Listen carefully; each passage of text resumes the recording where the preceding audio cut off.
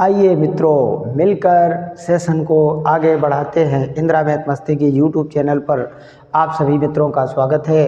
और जैसा कि जान रहे हैं आप, मैं एनवीएस की क्लास को लेकर पुनः उपस्थित हो गया। और देखिए आप अगला पार्ट हम पढ़ रहे हैं रोमन गणना प्रणाली। रोमन गणना प्रणाली।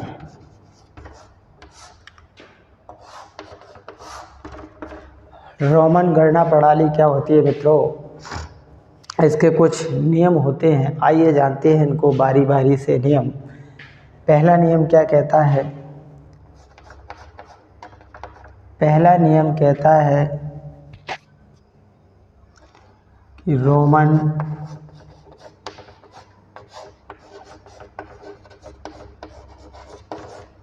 प्रणाली में 3 बार से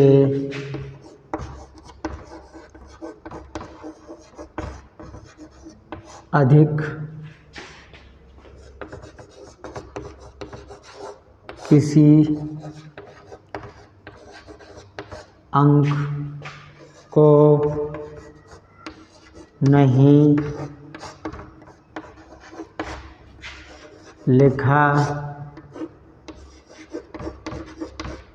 जाता है। नियम नंबर दूसरा कहता है, यदि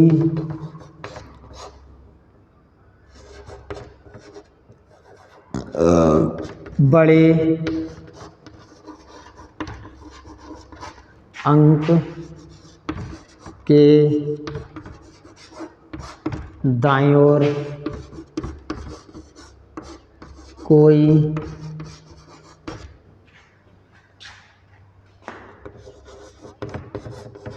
छोटी संख्या लिखी जाती है तो वह बड़े अंक में जुड़ जाती।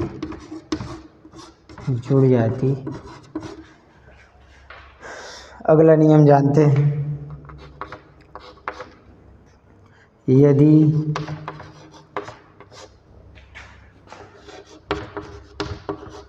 बड़े अंक के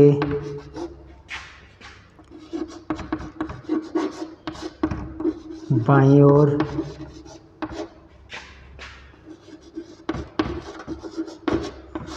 कोई संख्या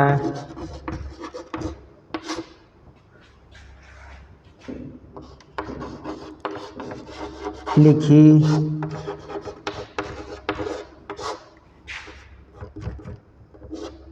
जाती है तो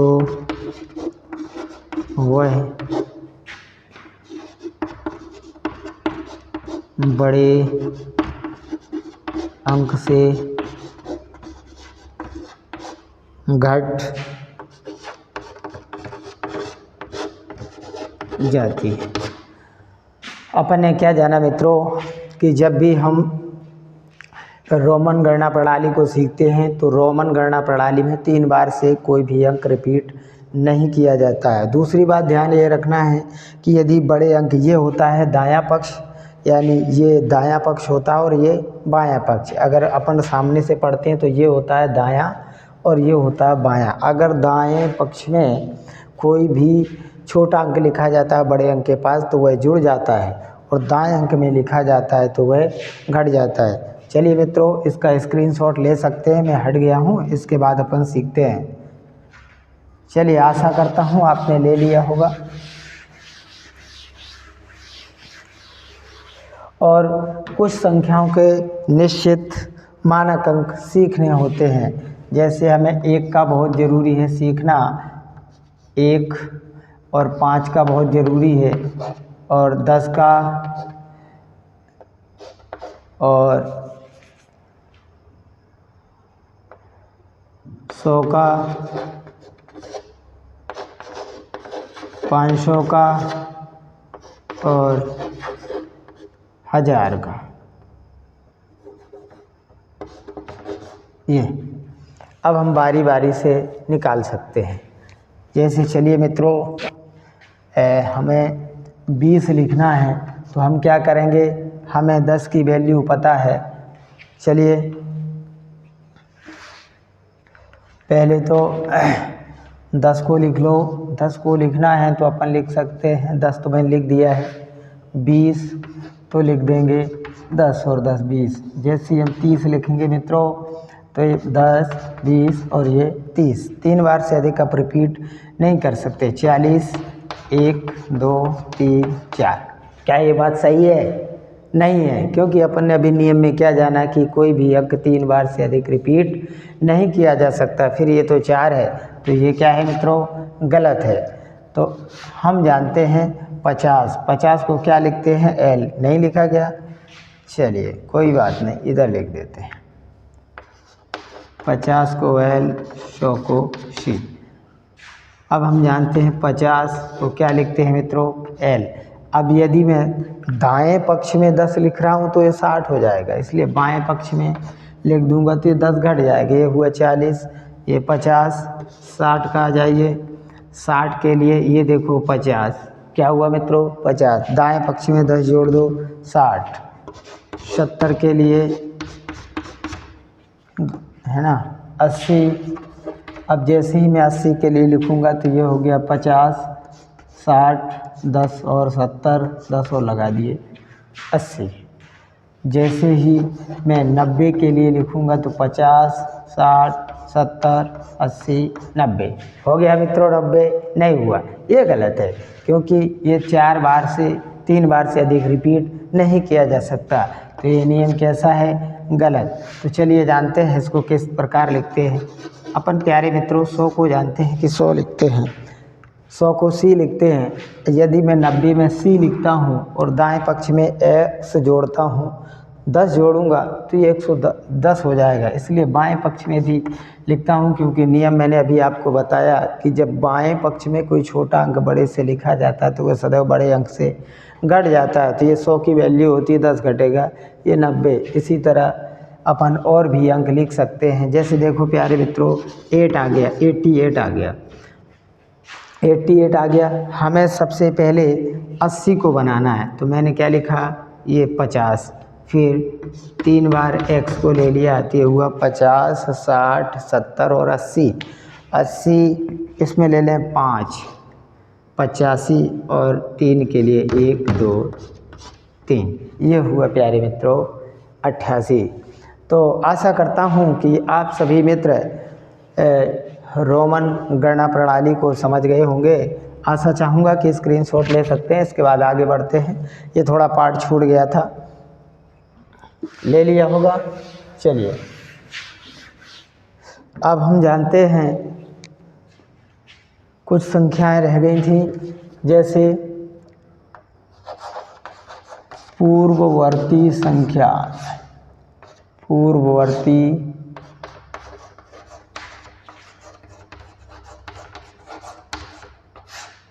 संख्याएं क्या होती है मित्रों, पूर्ववर्ती संख्याएं। जैसा कि आप नाम से ही जानते हैं मित्रों, पूर्ववर्ती संख्याओं का मतलब होता है पूर्व की संख्या। मतलब अगर मैं सीधा शब्दार्थ में लिख दूं पूर्ववर्ती संख्या क्या है, तो एक कम करो।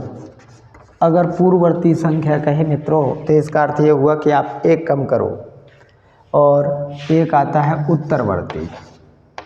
उत्तरवर्ती, उत्तरवर्ती संख्याएं क्या होती हैं?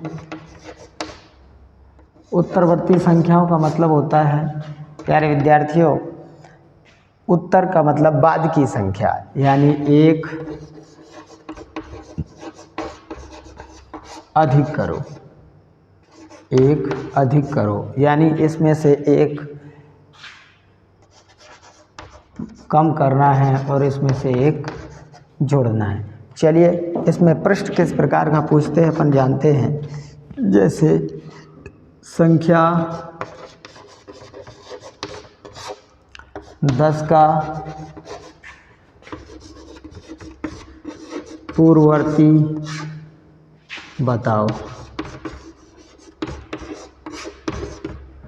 10 का पूर्ववर्ती बताओ, तो मैंने 10 लिखा प्यारे मित्रों। अब 10 का पूर्ववर्ती मतलब पहला का पूर्ववर्ती में क्या सिखाया मैंने, एक कम करो। जैसे ही हम 10 में एक कम करते हैं तो ये आंसर निकल कर आ जाता है हमारा 9। जैसे 100 की पूर्ववर्ती पूछी जाए तो 100 में एक कम कर दो, इसका आंसर क्या आ जाएगा प्यारे मित्रों, 99। चलिए स्क्रीनशॉट ले सकते हैं, फिर अपन आगे बढ़ते हैं। ले लिया होगा। अब आगे देखते हैं किस किस प्रकार के प्रश्न आते हैं। हाँ देखिए प्रश्न आता है 55 की पूर्ववर्ती की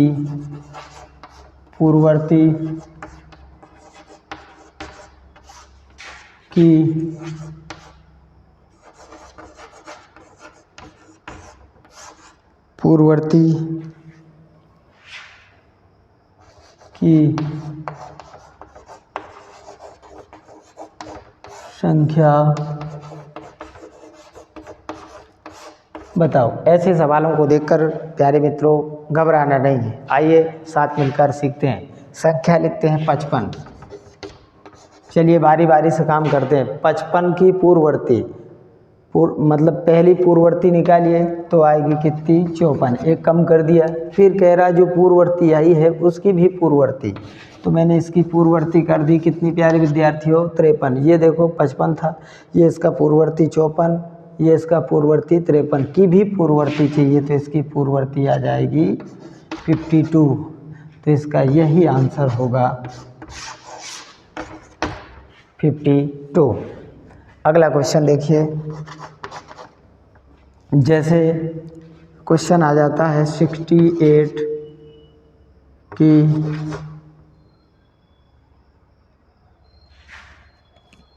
उत्तरवर्ती की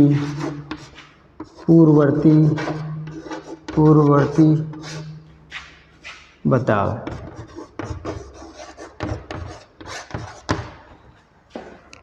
चलिए जानते हैं इसको। 68 लिखते हैं कि उत्तरवर्ती मतलब एक जोड़ना है तो आ जाएगा 69 की पूर्ववर्ती, फिर से एक घटाना है, एक माइनस कर दो तो यहाँ आ जाएगा 68। यही होगा आपका आंसर। आशा करता हूँ मित्रों ये पूर्ववर्ती अनुवर्ती समझ गए होंगे। चलिए मित्रों आगे बढ़ते हैं। स्क्रीनशॉट ले लिया होगा सभी प्यारे बच्चों ने। चलिए अब हम सीखते हैं, क्या सीखते हैं, ये छूट गया था दशमलव। चलिए हाँ चलो कोई बात नहीं, दशमलव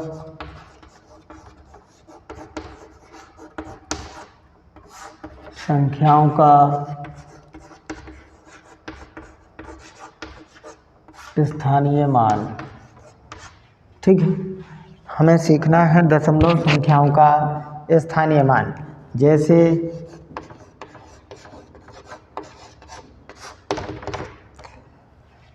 उदाहरण में लिखता हूँ मैं 325.468।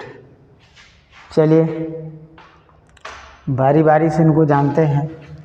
देखिए पहले मित्रों एक बात समझ लो, दशमलव से पहले जो भी संख्याएं आती हैं उनका स्थानीय मान पूर्वत पहले की भांति होता है, और जो संख्याएं दशमलव के बाद में आया करती हैं, पहले तो मैं इनको पढ़ने का नियम बता दूं प्यारे मित्रों।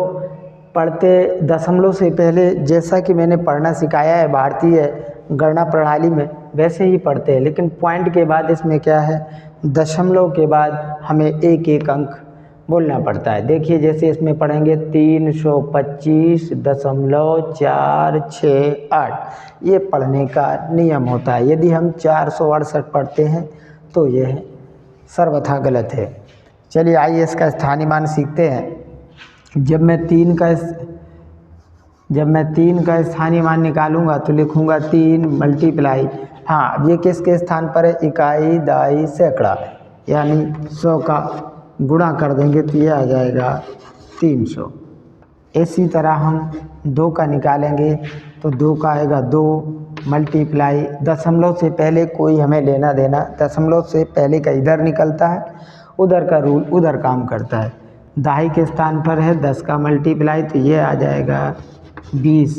5 इकाई के स्थान पर है 1 का मल्टीप्लाई तो ये आ जाएगा 5। आ गया। अब हम यहाँ का निकालते हैं। जैसे लिखा हमने 4 लिखा मल्टीप्लाई, हाँ तो चलिए जैसे 4 का यहाँ आएगा 1/10। 6 का निकालेंगे तो 6 इंटू 1/100, और 8 का निकालेंगे तो 8 इंटू 1/1000। अब या तो आंसर यही रहने दें या फिर इसको आगे हल करेंगे तो लिख देंगे 4/10। इसको आगे हल करेंगे तो लिखेंगे 6/100। इसको आगे हल करेंगे तो 8/1000।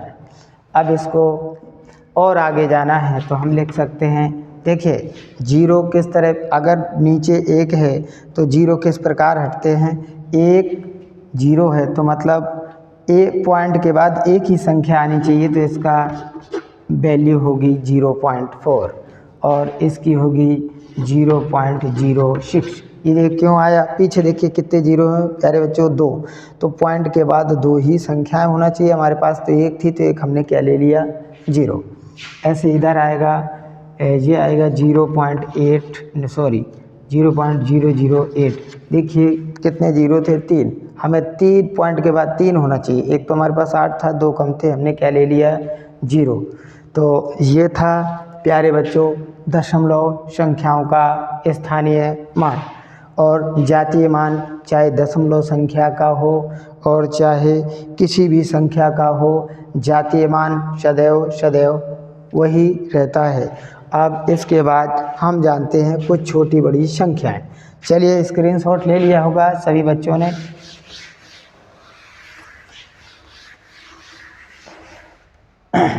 एनबीएस में एक क्वेश्चन ज़रूर पूछा जाता है, कुछ अंक दिए जाते हैं, समझें प्यारे विद्यार्थियों। जैसे अंक दे दिए 5, 2, 0, 9 और 3, ये अंक दे दिए। अंक कितने हैं प्यारे विद्यार्थियों, 1, 2, 3, 4, 5, 5 अंक दे दिए। कितने दे दिए हैं, 5 अंक। अब 5 अंकों में क्या करना है, वो कहेगा 5 अंकों से सबसे बड़ी संख्या बनाओ। किस तरह पूछता है, सबसे बड़ी संख्या, सबसे बड़ी संख्या। सबसे बड़ी संख्या जैसे ही मैं बनाऊंगा तो प्यारे बच्चों कैसे बनाते हैं अपन सबसे बड़ी संख्या, समझे इस बात को। जब भी सबसे बड़ी संख्या पूछी जाती है प्यारे विद्यार्थियों, तो सबसे बड़ी संख्या बनाने का सबसे यूनिक तरीका बता रहा हूँ मैं आपको। सबसे पहले बड़ा अंक लिखिए। बड़ा अंक क्या है, 9 लिख लिया। 9 के बाद कौन सा है, 5 लिख लिया। इसके बाद कौन सा है, 3, इसके बाद 2, इसके बाद 0, ये 1, 2, 3, 4, 5, 5 अंक की सबसे बड़ी संख्या बन चुकी। इन अंकों को लेकर, इन अंकों से 5 अंकों की सबसे बड़ी, इसी से छोटी संख्या पूछता है। सबसे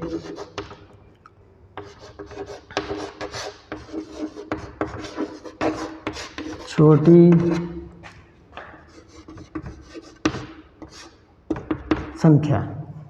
अब आपके दिमाग में एक बात चल रही होगी कि अब हम क्या करते हैं, छोटे से लिख देते हैं 0, 2, 3, 5, 9।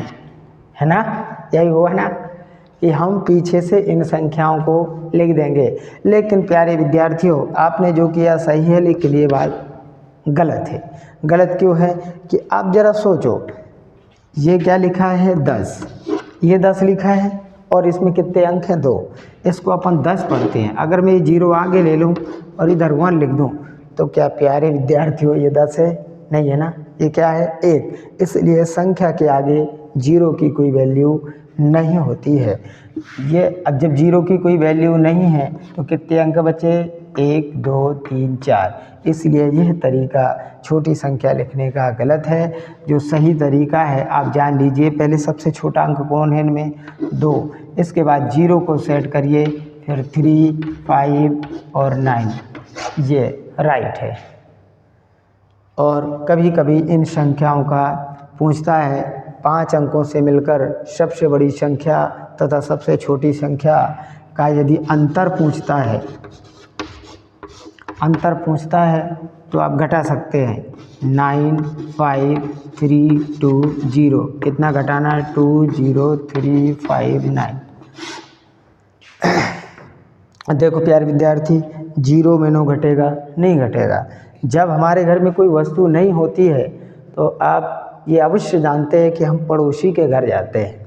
बस अब ये इसको घटाना था तो इसने मांगा इससे उधार, तो ये चला गया पड़ोसी के घर। तो इसके बाद 2 थे, इसने उसको दे दिया 2 में से 1, तो कितना रुपया बचा? 1।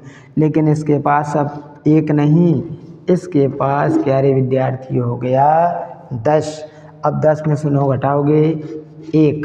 अब मुझे बताओ, 1 में से इसके पास 1 रुपये है और इसको ज़रूरत है कितने की? 5 रुपये की। तो क्या 1 रुपये में 5 रुपये का सामान खरीद सकता है?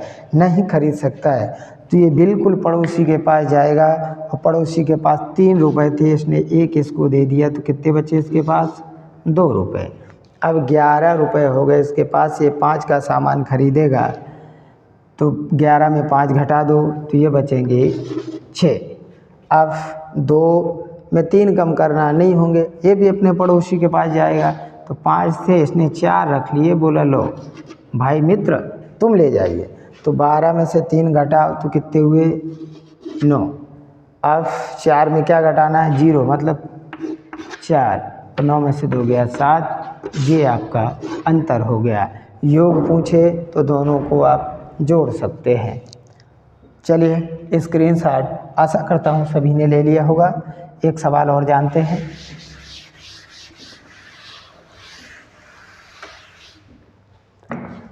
कभी कभार अंक देता है, जैसे मैंने लिख दिया 5 0 2 4, ये अंक देती है। अंक कितने हैं प्यारे विद्यार्थियों? ध्यान रखना, 4 अंक दिए हैं। और पूछता क्या है? ध्यान दो, 5 अंक की सबसे बड़ी, और पूछेगा 5 अंक की सबसे छोटी। मैंने अभी सिखाया था कि जब भी ऐसे क्वेश्चन आते हैं तो क्या करते हैं प्यारे बच्चों कि इन सवालों को अपन जब बड़ी पूछे तो बड़े से लिखना ही प्रारंभ करते हैं। तो सबसे पहले इसमें बड़ा कौन है? 5, और इसके बाद 4, इसके बाद 2 और इसके बाद 0। कितने अंक हुए? 4। जब 4 अंक हुए तो क्या ये तो 5 अंक की पूछ रहा है? तो मुझे बताओ विद्यार्थी, जब ये 5 अंक की सबसे बड़ी संख्या पूछ रहा है तो हम बड़ी पूछे तो बड़े ही अंक को दोहराएंगे। तो बड़े अंक को दोहरा दो 5, ये हो गई 5 अंक की सबसे बड़ी संख्या। अब सबसे छोटी संख्या मैंने अभी आपको सिखाई थी कि इस प्रकार लिखोगे, पीछे से 1 अंक लिख लोगे, फिर क्या लिखोगे? 0 4 5, है ना। अब मुझे बताओ, जब छोटी संख्या लिखना है तो हम छोटे ही अंक को रिपीट करें नहीं, तो सबसे छोटा अंक आप कहोगे 2 नहीं। अगर मैं 2 को रिपीट करता हूँ तो यहाँ 2 की जगह 22 हो जाएगा, और 0 को रिपीट करता हूँ तो ये 20 हो जाएगा, तो संख्या ये रहेगी छोटी। तो अपन क्या करते हैं, 0 को रिपीट करते हैं और ये 4 ये 5, ये बन गई आपकी सबसे बड़ी संख्या, और ये बन गई 5 अंक की सबसे छोटी संख्या। अगर इनका योग पूछे तो आपको जोड़ना है, योग पूछे तो आपको क्या करना है, जोड़ना है। अंतर पूछे तो आपको घटाना है, और गुणा पूछे तो भी आप कर सकते हैं, जो भी पूछ सकता है ना। और ये हो गई छोटी बड़ी संख्याएं। स्क्रीनशॉट ले लिया होगा सभी ने। और जानते हैं इस पाठ के बारे में। ये हो गई छोटी बड़ी संख्याएं, और दशमलव के स्थानीय मान अपन ने पढ़ ही लिए। तो लगभग अपन जो पहला पाठ है संख्या प्रणाली, उसको लगभग पूरा कर चुके हैं, और क्लास को यहीं पर देते हैं विराम। सभी विद्यार्थी एक बार इस सेशन को शेयर ज़रूर करें और सब्सक्राइब ज़रूर करें, ताकि आपको प्रत्येक क्लास का नोटिफिकेशन मिल सके, आपको ये जानकारी हो सके कि क्लास कब आती है। और क्लास डेली प्रतिदिन शाम 7 बजे अवश्य मिलेगी। Thank you, bye bye, take care yourself.